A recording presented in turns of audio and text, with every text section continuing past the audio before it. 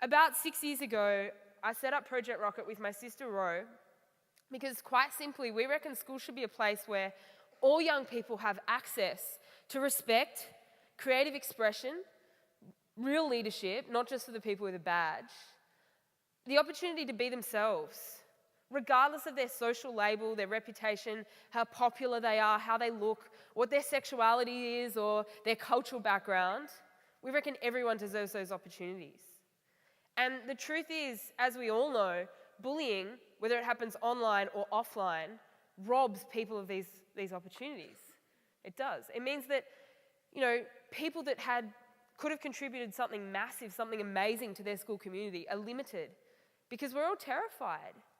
I think that the truth is, when it comes to bullying, many of us are so worried about putting ourselves out there around our peers because we think that if we do, we're going to be laughed, mocked at, ridiculed. We're going to make a total fool of ourselves and it'll be way embarrassing, and then there's no point, and then we wish we never said anything at all. And, I think there is a reality to that, but I also think that we all have a choice about building spaces at school where everyone has the freedom to take positive risks and know that if they fail, it's not a huge deal and they're not going to have to wear that forever. I think that's pretty huge. So we decided to set up Project Rockit and send young people into schools to run really interactive programs around bullying. We decided not to do theatre performances, because you just kind of sit there in the audience and get entertained for an hour. We decided not to do PowerPoint presentations, because you just sit there and you're not entertained for an hour. We decided instead to put the issue of bullying in the hands of young people and talk about the risks.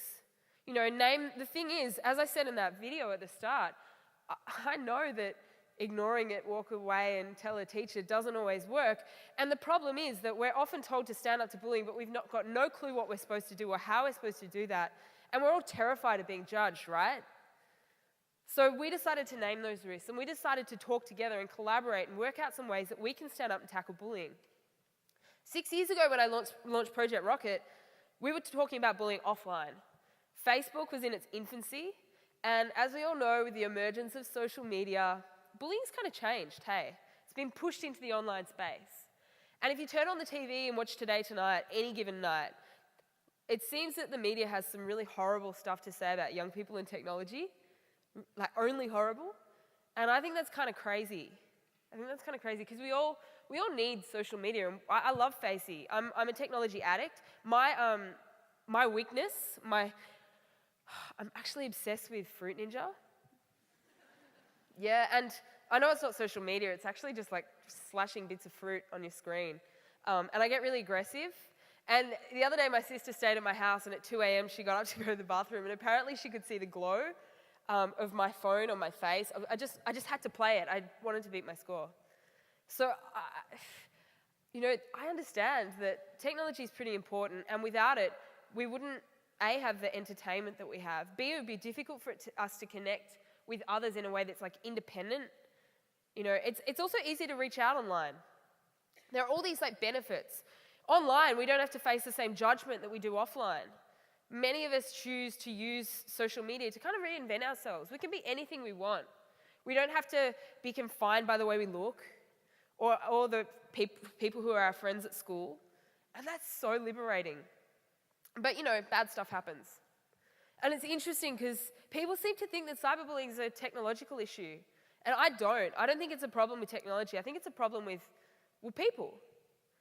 The way we see it at Project Rockit, cyberbullying is a social issue. And instead of focusing on technological solutions, we need to focus on social solutions. I get really frustrated when I hear people say, if you're being cyberbullied, you should turn off your computer. Throw your phone away. Like, let's lose the technology and let's get back to basics and play outside.